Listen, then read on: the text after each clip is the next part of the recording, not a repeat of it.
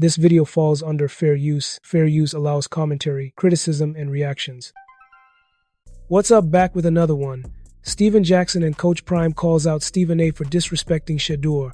Check this out. No decision maker in the National Football League is going to look at Shedeur's actions from today in the locker room and say, I think more highly of you now than I did then. I love Deion. He knows that. I love the Sanders family.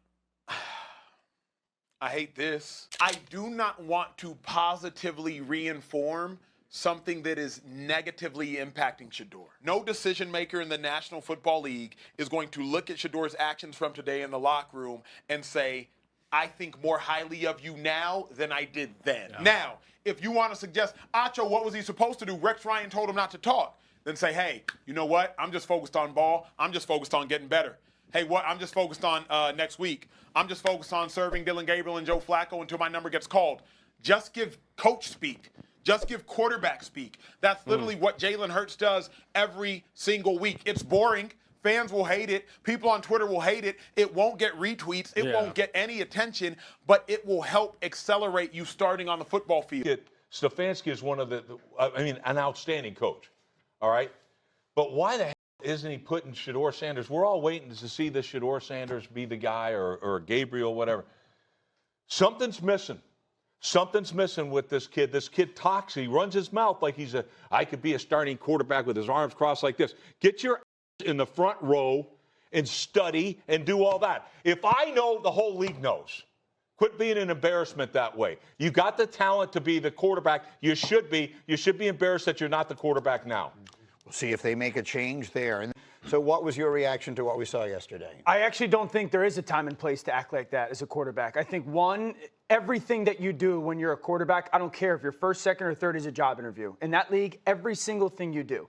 And my question to Shedeur would be, are you helping yourself in your own building? Did that 30 or 40 seconds help you in your own building when it comes to what they think you can be in the future? And then did you help yourself outside of your own building? There's 64 jobs, essentially, at that spot in the NFL. Did that 30 or 40 seconds help you at all when it comes to your future there or your future elsewhere? And when you're a later round draft pick, every single thing you do has to be from the lens of, how do I make myself more appealing to the people in this building that say, give that guy a chance? Or more appealing to it, do you think an owner or a general manager or a president or somebody making decisions is watching that going, I want that guy leading my franchise? Yeah. No, Did you help yourself? Yeah, rhetorical. What up, world? I just saw on Instagram that Darren Orlovsky and Stephen A. Smith trying to tell Shedeur how he should respond and how he should act to get on the field. Like, are y'all talking to the Browns? Or is the president of the team organization telling y'all what he should do? No. Success does not have a dress code, bro. No, you can't tell somebody what success looks like, especially if you haven't had success in that space.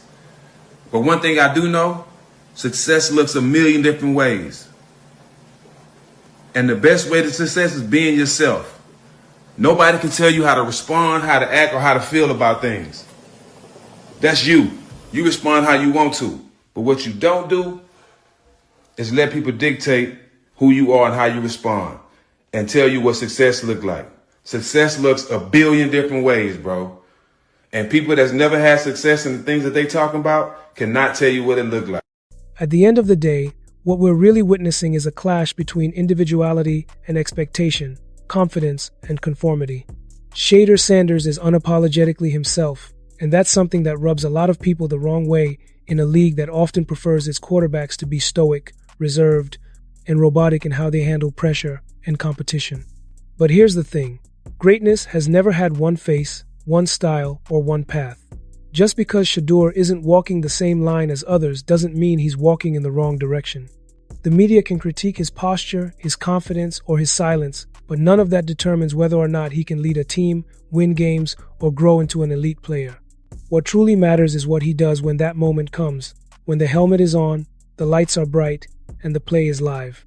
People love to talk about humility and paying dues, but they forget that belief in yourself is often the first step to proving everyone else wrong.